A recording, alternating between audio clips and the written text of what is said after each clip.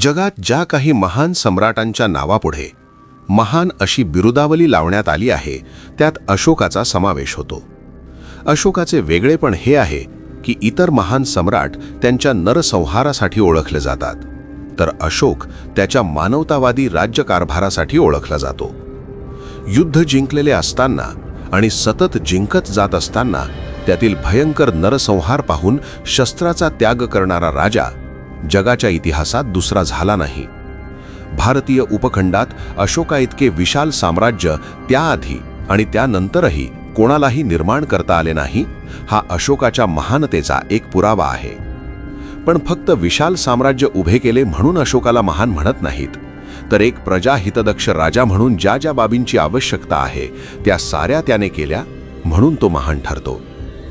2,500 वर्षांपूर्वी प्रजेचा आपल्या मुलाप्रमाणे सांभाळ करणारा असा राजा भारतीय इतिहासात होऊन गेला, ही एक भारतीय म्हणून आपल्यासाठी किती अभिमानाची बाब असायला हवी. त्याने त्या काळी रस्त्यांचे जाळे तयार करून आपल्या साम्राज्यातील महत्त्वाची नगरे परस्परांशी जोडली. त्याने बांधलेला पाटलीपुत्र ते श्रीनगर व तेथून तक्षशिलेपर्यंत जाणारा मार्ग तर प्रसिद्धच आहे. या मार्गांवर मुक्कामाची सोय, पिण्याच्या पाण्याची सोय, चिकित्सालये इत्यादी व्यवस्था त्याने केली. अशोकाचे आजपर्यंत जवळपास 40 शिलालेख सापडलेले आहेत. त्यातून हे स्पष्ट होते की त्याने फक्त माणसांसाठीच नव्हे तर प्राण्यांसाठीही चिकित्सालये उभी केली होती. त्याच्या अनेक निर्णयांपैकी एक निर्णय अत्यंत क्रांतिकारी म्हणावा लागेल, आणि तो म्हणजे राज्यात दुर्मिळ होत चाललेल्या प्राण्यांच्या शिकारीवर त्याने बंदी घातली. काळाच्या किती पुढे असलेला हा निर्णय होता. 19व्या-20व्या शतकात भारतात इंग्रजांचे आणि त्यांच्या अधिपत्याखाली असलेल्या शेकडो संस्थानिकांचे राज्य असताना त्यांनी केलेल्या अतोनात शिकारींनी अनेक प्राणी जगातून कायमचे नष्ट झाले. हे वास्तव पाहता अशोकाचे महानत्व आपल्या लक्षात येईल.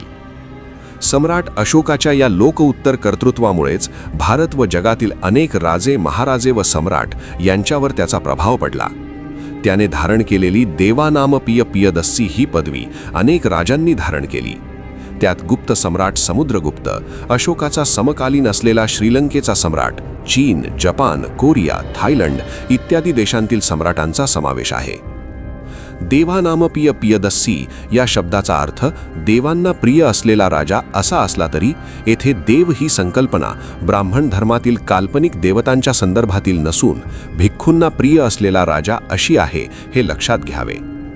जोपर्यंत आपल्या देशात बुद्ध धर्माचा प्रभाव होता तोपर्यंत बौद्ध भिक्खूंना देव आणि बुद्धाला महादेव असे संबोधले जात असे.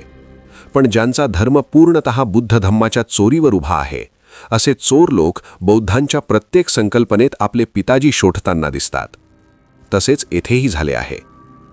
पण या चोरांची हरामखोरी त्यांच्याच साहित्यात पकडता येते. उदाहरण बघा, पा वा काणे यांच्या संस्कृत शब्दकोशात देवानामपिय पियदस्सी अर्थात देवानामप्रिय प्रियदर्शी याचा अर्थ महामूर्ख असा दिला आहे. स्वतः जाऊन बघा. अगदी 6व्या शतकापर्यंत आपल्या देशात सम्राट अशोकाची जयंती मोठ्या धूमधडाक्यात साजरी केली जाई.